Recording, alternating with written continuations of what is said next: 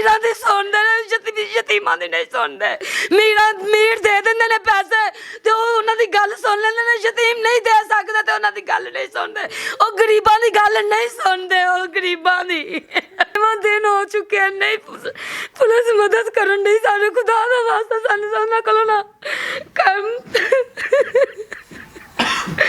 ना hospital report देन डैन मेडिकल दी, ना कुछ करदे पे, ना पुलिस मदद करदी पे, किन्ने मदद करनी है। अस्सलाम वालेकुम नाज़रीन, आपका मेज़बान नवार रहमान आपकी खिदमत में हाजिर है और आप देख रहे हैं लाहौर 42। इस वक्त मेरे साथ एक खातून मौजूद है जिसका हस्बैंड जनाब कुछ दिन पहले अपने बाड़े के अंदर भैंसों का दूध धोने के लिए जाता है और वहाँ पे चंद नामालूम अफराद आते हैं और उनको कत्ल करके चले जाते हैं जनाब। कोई पता नहीं चलता कौन है, 13 गोलियाँ मारते हैं और कोई जो है ना वो अभी तक इनका कोई जो है ना वो क्या कहते हैं पुलिस की तरफ से, इदारों की तरफ से कोई इनको जो है ना हेल्प नहीं की जा रही।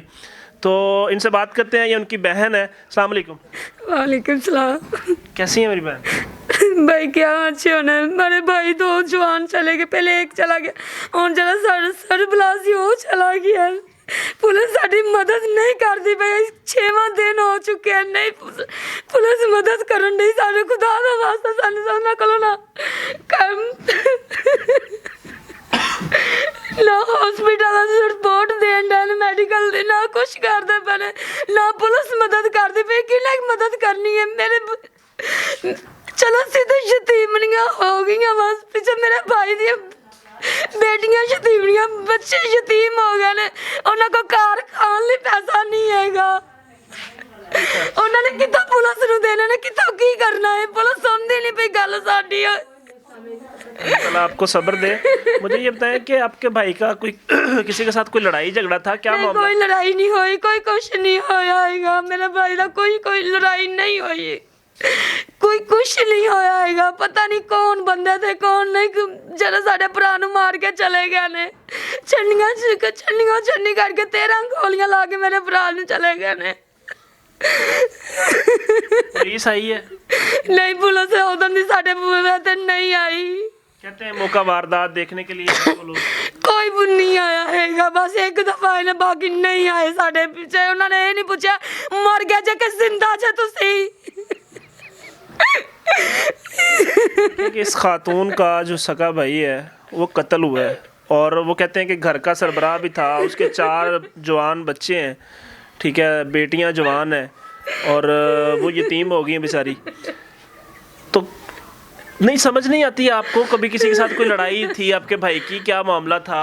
कोई लड़ाई नहीं सी है, कोई कुछ नहीं सी, कोई किते भी लड़ाई नहीं सी, ठीक है। ਉਹ ਤੇ ਘਰ ਦੇ ਕਿਸੇ ਦੀ ਬੇਟੀਆਂ ਆ ਜਾਂਦੀਆਂ ਸੀ, ਉਹਨਾਂ ਦੀ ਸੁਲ੍ਹਾ ਕਰਵਾਉਂਦਾ ਸੀ, ਉਹਨਾਂ ਨੂੰ ਘਰ ਢੋਰਦਾ ਸੀ, ਉਹ ਅੱਛੇ ਰਾਸਤੇ ਤੇ ਜਾਂਦਾ ਸੀ।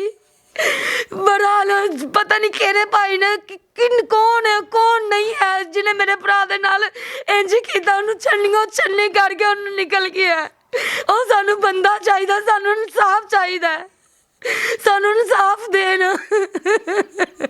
ਸਾਡਾ ਸਰ ਬਲਾ ਸੀ, ਉਹ ਸਾਡੇ ਸਿਰ ਤੇ ਸੀ, ਉਹਨਾਂ ਨੇ ਬਰਦਾਸ਼ਤ ਹੋਇਆ ਕਿ ਇਹਨਾਂ ਦਾ ਭਰਾ ਇਹਨਾਂ ਦੇ ਸਿਰ ਤੇ ਹੈਗਾ ਏ। अल्लाह ताला आपको सब्र दे। नाज़रीन ये देख लें कि एक शख्स जो घर का सरबराह होता है वो घर को चलाता है, सारे मामलात हैंडल करता है और कोई अननोन बंदा उठ के आके जनाब ये कहती है कि उस बंदे किसी के साथ कोई दुश्मनी नहीं थी, तो ये कैसे हो सकता है कि जनाब कोई भी आता है और आके कत्ल करके चला जाता है और कुछ पता ही नहीं है। पुलिस आती है, अभी तक कोई सुराग नहीं है। पुलिस क्यों नहीं साथ दे रही है आप लोगों का? कोई साथ नहीं देनी, उन्होंने पैसा चाहिए बस, और उन्होंने कुछ नहीं चाहिए। ਉਹ ਯਤੀਮ ਅੱਗੇ ਹੀ ਹੈਗੇ ਨੇ, ਉਹ ਕਿੱਥੋਂ ਦੇਣ ਪੈਸੇ ਇਹਨਾਂ ਨੂੰ? ਉਹ ਘਰ ਵਾਲੇ ਕਿਵੇਂ ਖਾਂਦੇ ਪਏ ਨੇ, ਕਿਵੇਂ ਉਹਨੂੰ ਪਰੋਣਿਆਂ ਨੂੰ ਟੋਰਦੇ ਪਏ ਨੇ, ਕੀ ਕੁਛ ਕਰਦੇ ਪਏ ਨੇ, ਉਹ ਕਿੱਥੋਂ ਦੇਣ ਪੈਸੇ? ਅਸੀਂ ਤੇ ਆਪ ਯਤੀਮਨੀਆਂ ਵਾ, ਅਸੀਂ ਕਿਵੇਂ ਉਹਨਾਂ ਨੂੰ ਕਰਜ਼ਾ ਟੋਰ ਕੇ ਕੀ ਕਰੀਏ? ਕਿੰਨਾ ਕੁ ਦੇਦਾ ਉਹਨਾਂ ਨੂੰ? ਜਦੋਂ ਉਹਨਾਂ ਨੇ ਸਿਰ ਬੁਲਾ, ਉਹਨਾਂ ਨੇ ਫੜ ਕੇ ਉਹਨਾਂ ਨੂੰ ਕਤਲ ਕਰ ਦਿੱਤਾ।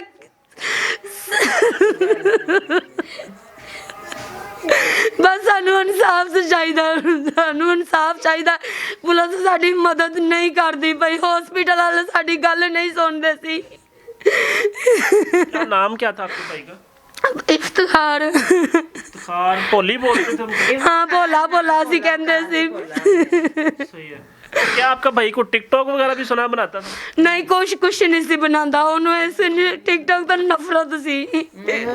ਉਹਨੂੰ ਨਫ਼ਰਤ ਸੀ ਮੇਰੇ ਭਰਾ ਨੂੰ ਇਹੋ ਜਿਹੇ ਕੰਮਾਂ ਤੋਂ।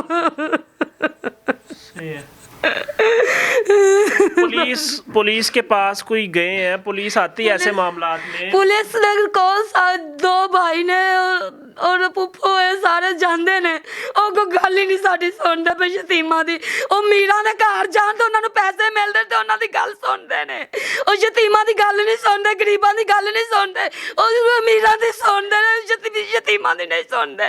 ਮੀਰ ਦੇ ਦਿੰਦੇ ਨੇ ਪੈਸੇ ਤੇ ਉਹ ਉਹਨਾਂ ਦੀ ਗੱਲ ਸੁਣ ਲੈਂਦੇ ਨੇ। ਯਤੀਮ ਨਹੀਂ ਦੇ ਸਕਦੇ ਤੇ ਉਹਨਾਂ ਦੀ ਗੱਲ नहीं सुनते। ਉਹ ਗਰੀਬਾਂ ਦੀ ਗੱਲ नहीं सुनते। ਉਹ ਗਰੀਬਾਂ ਦੀ। आईजी पंजाब साहब, आपकी पुलिस कैसे रुला रही है लोगों को? देखें, आप बड़े अच्छे इंसान हैं। आप कहते हैं जी हम इंसाफ फराम कर रहे हैं, हम जनाब थाने अपडेट कर रहे हैं, कल्चर बदल रहे हैं, हम जनाबे वाला लोगों के मुहाफ़िज़ हैं। लोग आए मेरे पास, हमारे पास बैठे, चाय पिए, चाय खाने बना रहे हैं आप लोग। लेकिन यार कम से कम देखें ना कि ये जो लोग हैं जिनकी पुलिस मुहाफ़िज़ है, पुलिस ने आके ऐसे क्राइम सीन पे आके चेक करना होता है क्या मामलात हैं। अब ये बता रहे थे कि 9,000 रुपया भी लेके गए हैं। हाँ, 9,000 रुपया भी लेके गए ने। कितों देन? किस चीज़ का लेके गए 9,000? पता नहीं कहंदा लेके गए ने, कहंदा नहीं लेके गए। सानू अजे तक कोई सबूत नहीं देन डे खलोते, कोई सबूत नहीं दिता उन्होंने। कोई कुछ नहीं, कोई कार्रवाई नहीं की, कोई कुछ नहीं किया। किस कातल नू फड़ नहीं सके। 6वां दिन हो गया।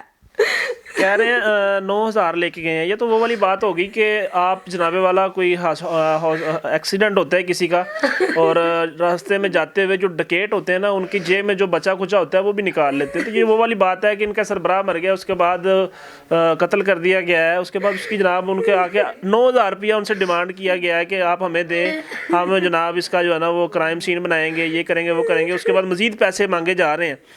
तो अल्लाह ने ऐलान पैसे मांग रहे हैं। पता नहीं क्यों मंगते पे ने। उन्होंने खान चाहिए बस। उन्होंने यतीम नहीं नजर आते, उन्होंने खान चाहिए बस। उन्होंने दिती जो तो वो खादी रखते हैं। कोई पता तो लगे जितों असीं पैसे भी भरीए, साढ़े कोल नहीं है, असीं कित्थों भर सकने आ। अमीर दे देन, उन्हां दा सारा कुछ कर सकते हैं। गरीब नहीं होने इन्ने जोगे, वो कित्थों देन गरीब उन्होंने। कौन सा थाना लगता है आपको? कोट अब्दुल मलिक। नहीं, ये वाकया साडे तक कोई पुलिस नहीं हाले तक आई। उन्होंने ये नहीं पूछा तो तुसी मर गया जे जिंदा जे की थाना लगता है।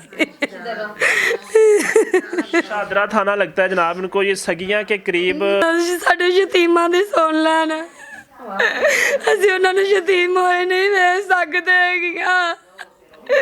साडी सुन लैन बस। सानू इंसाफ चाहिए। साडे सामने वो कातल मारिया जाए, साडी अक्खां दे सामने। सानू सुकून हो जावे। साडे भाई नूं बहुत ज्यादा उन्होंने तकलीफां दित्तियां। उन्होंने 13 तो गोलियां मारियां साडे भरा दी लत्तां ते छाती ते। तो नाज़रीन ये है जी वाकया। और आईजी साहब नोटिस लें इस मामले का। पुलिस से पूछें कि क्यों नहीं जनाब इनका केस सुनवाई हो रही, क्यों इनसे पैसे डिमांड किए जा रहे हैं। वो ख़तून रो रो के बेचारी इंसाफ मांग रही है। अगर आप लोगों ने इंसाफ नहीं देना तो कौन देगा? फिर किससे इंसाफ मांगा जाएगा? अगर फिर इदारों ने जवाबदेह नहीं है कौम के लिए तो फिर कौन जवाबदेह है? अपनी राय का इजहार कमेंट बॉक्स में ज़रूर कीजिएगा। मिलेंगे इंशाल्लाह नई वीडियो के साथ। तब तक के लिए अपना ख्याल रखिए। अल्लाह ने के बाद।